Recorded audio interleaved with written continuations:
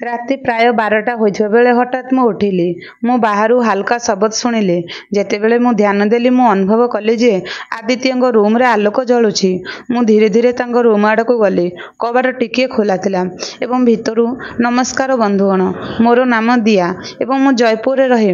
आम परिवार रे मु मोर माँ बापा एवं मोर मामू मानक मध्यरु जणे जे निकटरे विवाह करिथिले। मोर सान भाई आदित्य जे 17 वर्ष बयसर एवं मु 20 वर्ष।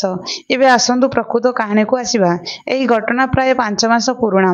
सबुथर परी कॉलेजरु आसीबा परे मु मो रूम रे थिली, विश्राम नेउथिली। से दिन माँ एवं बापांग संपर्कीयंग घर को जाइथिले एवं मु कॉलेजरु शीघ्र घर को आसीथिली। मोर भाई आदित्य ए विषय जानि नथिले कारण तांकर द्वादश बोर्ड परीक्षा चलीथिला। मु जानि नथिली माँ एवं बापा कुआडे जाइछन्ती, तेणु मु तांको पचारिबाकू मो भाईंको रूम को जिबाकू स्थिर कली।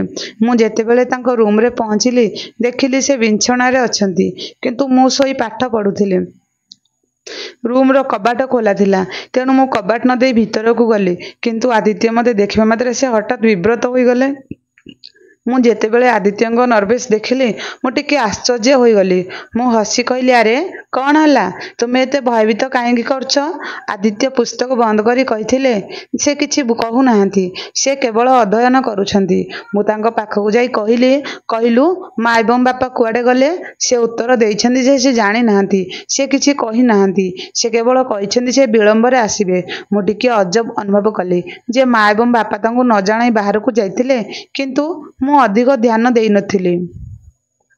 मु तांको पाखरे बसी कहली, तुमर अध्ययन केमिति अछि? से मुंड नुहाई कहिथिले जे बास भलरे चलीछि, बोर्ड रे बहुत टेंशन अछि। मु हसी हसी तांको मुंड को प्याट कली। अरे टेंशन नियो नाही, तुमे बहुत भल करिवो। एहा कहि मु सेठारु मो रूम को जिबाकू लागिली, किंतु तापरे मु देखिली आदित्य किछि कहिबाकू चेष्टा करूछंती। मु बुली तांको पचारिली, तुमे किछि कहिबाकू चाहुछ कि? से किछि समय चुप रहिले एवं परे नरम भावरे कहिले, दीदी मु तुमको किछि पचारिबी कि? मु हसी हसी कहली, निश्चिंत पचार। आदित्य टिके दिदा बोध करी कहिले, जेतेबेले आपण एकुटिया थांती किंबा जेतेबेले केही नाहंती सेतेबेले आपण केबे भयभीत हुअंती नाही। मु तांको कथा सुनिले एवं टिके चिंता करबा परे कहिली, बेले बेले मते भयभीत लागे, किंतु मु काहेकि पचारुछि? से किछि समय चुप रहिले एवं परे कहिथिले जे बेले बेले एहा अजब लागे। मु तांको कहली, ठीक अछि, एहा स्वाभाविक, बेले बेले आमे एकाकी अनुभव करू, किंतु आमे निजको व्यस्त रखि परिबा। से टिके हसिला एवं मु तांको मुंडको स्नेहरे आउंसी देली। से दिनर संध्या अलगा थिला। घरे एक अजब शांति थिला एवं आदित्यंग आचरण मध्य बदली थिबार देखा जाउथिला। मु मो रूम को गली, किंतु मो मनरे प्रश्न बुलुथिला, आपण आदित्यंग कथा पई चिंतित कि? सेही संध्यार परिवेश किछि मात्रारे अद्भुत थिला। घरे गभीर शांति रहिथिला एवं आदित्यंग आचरण मध्य टिके असाधारण लागुथिला। मु मो रूम को जिबा परे मध्य तांका कथा विषय चिंता कले। राति प्राय 9:30 बेले, राति 9टा थिला। माँ एवं बापा तथापि घर को फेरी नथिले। मु रात्रि भोजन करबाकू रोषेई घर को गली। देखिली आदित्य बालकोनी रे एकुटिया ठिया होई चुपचाप बाहर चाहि रहिछंती। मु निकटतर होई पचारिली, कौन हैला? से वर्तमान किछि विषय चिंता करूछंती। से टिके मते पचारिली। भौणी कहिले, बेले बेले मते लागे जे मु निजको भल भाबे जाने नाही, जेपरि मु भितरु बदली जाउछि। मु तांको टिके जत्नर सह चाहिली। हठात से दीर्घ निश्वास नहीं कहिला, बेले बेले मोर केवल अजब चिंताधारा थाए, जेपरि मु निजठारु दूरेई जाउछि। मु तांको समस्या बुझिबाकू चेष्टा कली। एहा समस्तଙ୍କ सहित घटे। बोधहुए से परीक्षा पई दौड़रे अछंती किंबा अन्य किछि अछि। आदित्य किछि कहबा पई पाटी खोलिथिले, किंतु परे चुप होई गले।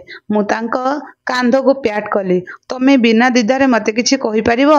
किछि समय परे से टिके हसिले एवं कहिले, बोधहुए आपण ठीक कहिचंदी। मु टिके द्वंद्वरे अनुभव करूथिली। मु तांको आलिंगन करी कहिली, व्यस्त हुआ नाही, सबु किछि ठीक हेबो, चाल एबे खाइबा। से दिन रातिरे मु मो रूम रे थिली, किंतु मु अनुभव कली जे आदित्य किछि लुचाउछंती। बोधहुए से मते किछि कहिबाकू चाहिथिले, किंतु कहि परिले नाही। तांको किछि हैरान करूथिबा किछि थिला कि? से दिन रातिरे मु सोइबाकू चेष्टा करूथिली, किंतु आदित्यंग कथा मो मनरे बुलुथिला। तांको मुहरे थिबा द्वंद्व मते व्यथित करूथिला। जेतेबेले मु हठात उठिली, राति प्राय 12टा होइथिला। निश्चय मु बाहरु हाल्का शब्द शुणिली। ଯେତେବେଳେ ମୁଁ ଧ୍ୟାନ ଦେଲି ମୁଁ ଅନୁଭବ କଲି ଯେ ଆଦିତ୍ୟଙ୍କ ରୁମ୍ରେ ଆଲୋକ ଜଳୁଛି। ମୁଁ ଧୀରେ ଧୀରେ ତା ରୁମ୍ ଆଡ଼କୁ ଗଲି। କବାଟ ଟିକିଏ ଖୋଲା ଥିଲା ଏବଂ ଭିତରୁ ଏକ ଫୁସ୍ଫୁସ୍ ଶବ୍ଦ ଆସୁଥିଲା। ଲାଗୁଥିଲା ଯେମିତି କିଏ ଆଦିତ୍ୟଙ୍କ ସହ କଥା ହେଉଛନ୍ତି, କିନ୍ତୁ ସେ ରୁମ୍ରେ ଏକୁଟିଆ ଥିଲେ। ମୋତେ କାହିଁକି ଏପରି ଲାଗୁଛି? ମୁଁ କ'ଣ କରିବି? ମୁଁ ଶୁଣିଲି ସେ ନିଜେ କଥାବାର୍ତ୍ତା କରୁଛନ୍ତି। ମୁଁ ଟିକିଏ ଭୟଭୀତ ଅନୁଭବ କଲି, କିନ୍ତୁ ମୁଁ ସାହସ ଜୁଟାଇ କବାଟ ବାଡ଼େଇଲି। ଆଦିତ୍ୟ ହଠାତ୍ ଚକିତ ହୋଇ ଶୀଘ୍ର ଠିଆ ହେଲେ। ତାଙ୍କ ଆଖିରେ ଆତଙ୍କ ଖେଳିଗଲା। ଆଦିତ୍ୟ, କ'ଣ ହେଲା? ତୁମେ ଏତେ ବିଳମ୍ବରେ କାହିଁକି ରହିଲ? ମୁଁ ତାଙ୍କୁ ପଚାରିଲି ଏବଂ ସେ କିଛି ସେକେଣ୍ଡ ପାଇଁ ଚୁପ୍ ରହିଲେ ଏବଂ ପରେ ମୃଦୁ ଭାବରେ କହିଲେ, ସେ କିଛି ଉତ୍ତର ଦେଇନାହାନ୍ତି। ସେ କେବଳ ଶୋଇପାରୁନାହାନ୍ତି। କିନ୍ତୁ ତାଙ୍କ ସ୍ୱରରେ କିଛି ଅଦ୍ଭୁତ କଥା ଥିଲା, ଯେପରି ସେ ଏହାକୁ ଲୁଚାଇବାକୁ ଚେଷ୍ଟା କରୁଥିଲେ। ତାଙ୍କୁ କିଛି ପଚାର, ମୁଁ ଏକ ଗମ୍ଭୀର ସ୍ୱରରେ କହିଲି। ସେ ଟିକିଏ ହସିଲେ। ହଁ, ମୋତେ ପଚାର। ତୁମେ ପ୍ରକୃତରେ ଭଲ କି? ମୁଁ ଅନୁଭବ କରୁଛି ଯେ କିଛି ଆପଣଙ୍କୁ ଅସୁବିଧାରେ ପକାଉଛି। ତାଙ୍କ ଆଖି କିଛି ସମୟ ପାଇଁ ମୋର ସାକ୍ଷାତ ହେଲା ଏବଂ ତାପରେ ସେ ଦୂରକୁ ଚାହିଁଲା। ଭଉଣୀ, ମୁଁ କିଛି ଦିନ ହେବ ଅଜବ ଜିନିଷ ଅନୁଭବ କରୁଛି। ସତେ ଯେପରି କେହି ମୋ ଆଡ଼କୁ ଚାହିଁ ରହିଛନ୍ତି। କେହି ଜଣେ ମୋ ଚାରିପାଖରେ ଅଛନ୍ତି, କିନ୍ତୁ ଦେଖାଯାଏ ନାହିଁ। ମୋ ଦେହରେ ଥଣ୍ଡା ଚାଲିଥାଏ। ତମେମାନେ କିଛି ଅଦ୍ଭୁତ ଅନୁଭବ କରୁଛନ୍ତି କି? ସେ ଧୀରେ ଧୀରେ ମୁଣ୍ଡ ହଲାଇ କହିଥିଲେ ଯେ କିଛି ମାସ ହେଲା ସବୁକିଛି ଘଟୁଛି, କିନ୍ତୁ ବର୍ତ୍ତମାନ ଏହା ଆହୁରି ବୃଦ୍ଧି ପାଇଛି। ମୁଁ କିଛି ସମୟ ପାଇଁ ଚୁପ୍ ରହିଲି।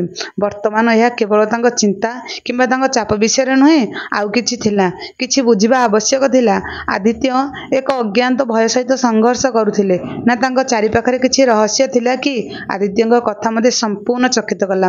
ଯଦି ମୁଁ ପ୍ରକୃତରେ ଏହିପରି ଅନୁଭବ କରେ, ଏହା ଏକ ଗୁରୁତ୍ୱପୂର୍ଣ୍ଣ ଜିନିଷ ହୋଇପାରିବ ନାହିଁ। ମୁଁ ତାଙ୍କ ମୁହଁକୁ ଭଲ ଭାବରେ ଚାହିଁଲି। ତାଙ୍କ ଆଖିରେ ଗଭୀର ଆତଙ୍କ ଓ ଭୟ ଥିଲା। ଆଦିତ୍ୟ, ମୋତେ ଠିକ୍ କୁହ, ଏହିସବୁ କେବେଠାରୁ ଘଟୁଛି? ମୁଁ ମୃଦୁ ଭାବରେ ପଚାରିଲି। ସେ କିଛି ସମୟ ଚୁପ୍ ରହିଲେ, ଯେପରି ସେ ଏହା ସହ ସଂଘର୍ଷ କରୁଛନ୍ତି। ତାପରେ ସେ ନରମ ଭାବରେ କହିଛନ୍ତି, ମା ଏବଂ ବାପା ଆମର ପୁରୁଣା ଆଲମାରୀ ବାହାରେ କରିବା ଦିନଠାରୁ ଏସବୁ ଘଟୁଛି। ସେହି ଆଲମାରୀରେ ପୁରୁଣା ସାମଗ୍ରୀ ସହିତ ଏକ ପୁରୁଣା ଡାଏରୀ ଥିଲା ଏବଂ ସେହି ଡାଏରୀ ମୋତେ କିଛି ଅଦ୍ଭୁତ ଅନୁଭବ କଲେ। ମୁଁ ଆଶ୍ଚର୍ଯ୍ୟ ହୋଇ କହିଲି, ଡାଏରୀ? ତୁମେ ମୋତେ କହିବ, ସେହି ଡାଏରୀରେ କ'ଣ ଥିଲା? ଆଦିତ୍ୟ ତଳକୁ ଚାହିଁ କହିଲା, ମୁଁ ଯେତେବେଳେ ଷ୍ଟୋର ଖୋଲିଲି, ଏହାର ପୃଷ୍ଠାରେ କିଛି ଅଦ୍ଭୁତ ଶବ୍ଦ ଲେଖାଯାଇଥିଲା। ଏପରି କିଛି ଶବ୍ଦ କିଛି ଥିଲା ଯାହା ମୁଁ ବୁଝିପାରିଲି ନାହିଁ, କିନ୍ତୁ କିଛି ରେଖା ଏତେ ଅଦ୍ଭୁତ ଲାଗିଲା ଯେ ମୋତେ ବ୍ୟଥିତ କରିବା ପାଇଁ ସେହି ଶବ୍ଦଗୁଡ଼ିକ ଲେଖାଯାଇଥିଲା। ବର୍ତ୍ତମାନ ମୁଁ ବହୁତ ଅଦ୍ଭୁତ ଅନୁଭବ କରିବାକୁ ଲାଗିଲି। ପ୍ରକୃତରେ ଏପରି କିଛି ଥିଲା ଯାହା ଆଦିତ୍ୟଙ୍କୁ ମାନସିକ ସ୍ତରରେ ପ୍ରଭାବିତ କରୁଥିଲା। ମୁଁ ଏ ବିଷୟରେ ମା ଏବଂ ବାପାଙ୍କ ସହ କଥାବାର୍ତ୍ତା କରିବାକୁ ଭାବିଲି, କିନ୍ତୁ ଆଦିତ୍ୟ ମୋତେ କଠୋର ଭାବରେ କହିଥିଲେ, ଦିଦି, ଯଦି ତୁମେ ଏ ବିଷୟରେ ମା ଏବଂ ବାପାଙ୍କ ସହ କଥା ହୁଅ, ମୁଁ ଜାଣେ ନାହିଁ କ'ଣ ହେବ। ମୁଁ ଭାବୁଛି ମୋତେ ଏକୁଟିଆ ସମାଧାନ କରିବାକୁ ପଡ଼ିବ। ମୁଁ ତାଙ୍କ କଥାକୁ ଗମ୍ଭୀରତାର ସହ ନେଇଥିଲି। ସେ କିଛି ଲୁଚାଇ ରଖିଥିଲେ, କିନ୍ତୁ ବର୍ତ୍ତମାନ ମୋର ଚିନ୍ତା ଆହୁରି ବଢ଼ିଗଲା। ମୁଁ କହିଲି, ଠିକ୍ ଅଛି, କିନ୍ତୁ ଆମକୁ ଏହି ଡାଏରୀ ଖୋଜିବାକୁ ପଡ଼ିବ। ଏହା କେବଳ ଜଣଙ୍କ ପାଇଁ ନୁହେଁ, ସମଗ୍ର ପରିବାର ପାଇଁ ବିପଦଜନକ ହୋଇପାରେ। ତାଙ୍କ ଆଖିରେ ଏକ ନୂଆ ଆଶା ଥିଲା, କିନ୍ତୁ ଏକ ଭୟ ମଧ୍ୟ। ଆପଣ ଠିକ୍ କହିଛନ୍ତି, କିନ୍ତୁ ଆମକୁ ଏସବୁ ଶୀଘ୍ର ଶେଷ କରିବାକୁ ପଡ଼ିବ। ଆମେ ଦୁହେଁ ଧୀରେ ଧୀରେ ଡାଏରୀ ଖୋଜିବା ଆରମ୍ଭ କଲୁ। ମୁଁ ଆଦିତ୍ୟଙ୍କ ରୁମ୍କୁ ଯାଇ ପୁରୁଣା ଆଲମାରୀ ଆଡ଼କୁ ଚାହିଁଲି। କବାଟ ପଛରେ ଲୁଚି ରହିଥିବା ସେହି ଡାଏରୀ ବର୍ତ୍ତମାନ ମୋ ପାଇଁ ମଧ୍ୟ ଭୟଭୀତ ହେବାକୁ ଲାଗିଲା। ଶେଷରେ ଆଲମାରୀର କବାଟ ଖୋଲିବା ବେଳେ ମୁଁ ସେଠାରେ ଡାଏରୀ ପାଇଲି। ଏଥିରେ ଧୂଳି ଲାଗିଥିଲା ଏବଂ ଏହା ଏତେ ପୁରୁଣା ଦେଖାଯାଉଥିଲା ଯେ ଏହା ଏକ ବହୁତ ସମୟରୁ ଆସିଛି। ହଁ, ଆଦିତ୍ୟ ମୃଦୁ ଭାବରେ କହିଥିଲେ, ଏହା ସେହି ଡାଏରୀ। ମୁଁ ଏହାକୁ ଖୋଲିବାକୁ ସ୍ଥିର କଲି, କିନ୍ତୁ ଏହାର ପୃଷ୍ଠା ଖୋଲିବା ମାତ୍ରେ ମୁଁ ରୁମ୍ରେ ଏକ ଅଦ୍ଭୁତ ଥଣ୍ଡା ଅନୁଭବ କଲି। ଡାଏରୀର ପୃଷ୍ଠାରେ ଅଦ୍ଭୁତ ଶବ୍ଦ ଲେଖାଯାଇଥିଲା, କିନ୍ତୁ ବର୍ତ୍ତମାନ ମୁଁ ବୁଝିବାକୁ ଲାଗିଲି ଯେ ଏହା ଅନ୍ୟ କିଛି। ଏହା ଏକ ପ୍ରକାର ଅଭିଶାପ କିମ୍ବା ଚେତାବନୀ ପରି ମନେ ହେଉଥିଲା। ଗୋଟିଏ ପୃଷ୍ଠାରେ ଲେଖାଯାଇଥିଲା ଯେ ଯିଏ ଏହାକୁ ପଢ଼ିବ ସେ ଅନ୍ଧକାର ଦ୍ୱାର ଘେରି ରହିବ। ଏହି ରହସ୍ୟ କେବଳ ସତ୍ୟକୁ ପ୍ରକାଶ କରିବ। ଯିଏ ଖୋଜିବାକୁ ସାହସ କରିବ। ଆଦିତ୍ୟ ଏବଂ ମୁଁ ପରସ୍ପରକୁ ଚାହିଁଲୁ। ଏହା ପ୍ରକୃତରେ ଘଟୁଛି କି? ମୃଦୁ ଭାବରେ ପଚାରିଲି। ଆଦିତ୍ୟ ଏକ ଦୀର୍ଘ ନିଶ୍ୱାସ ନିଅ। ଆମକୁ ବର୍ତ୍ତମାନ ସତ୍ୟ ଜାଣିବାକୁ ପଡ଼ିବ। ଆମେ ଦୁହେଁ ଭୟଭୀତ ଆଖିରେ परस्पर को चाहिलु। सेही डायरी वर्तमान आम पई एक भारी परी लागुथिला, जेपरी आमे एक विपदजनक रास्तार जीवाकू जाउछु। आदित्य मृदु भावरे कहिसंती जे जदि यह सत तेबे सबु किछि अद्भुत अटे। जदि एसबु आमको प्रभावित करबाकू जाउछि तेबे कौन हेबो? मु तांको शांत करबाकू चेष्टा कली। आमे केवल आदित्य को बुझिबाकू चेष्टा करूछु। जदि यह सत तेबे आमे तांको बदलाई परिबा। किंतु जेतेबेले आमे डायरीर परवर्ती पृष्ठा को गलु, हठात रूम रे थिबा आलोक मध्यम को गला। रूम रे अद्भुत शीतलता बढ़िबाकू लागिला। सेमानकर उभय स्पंदन बढ़ीगला। आदित्य आसी भयभीत होई मो पाखरे ठियाले। कौन चलीछि से थरी थरी पचारिला। मु कहिली भयभीत, मु भाबुछि आमे एपरि किछि खोजिबाकू जाउछु जहा मो पाखरे नथिबो। डायरीर परवर्ती पृष्ठा एक भयंकर चित्र रे परिपूर्ण होइथिला। चित्रटी एक अंधार गुंफार थिला, जेउथिरे एक मंद छाया दृश्यमान हेउथिला। एहा तळे लेखा जाइथिला जे एही गुंफा भितर को जाए से केबे भी बाहर को आसीबो नाही।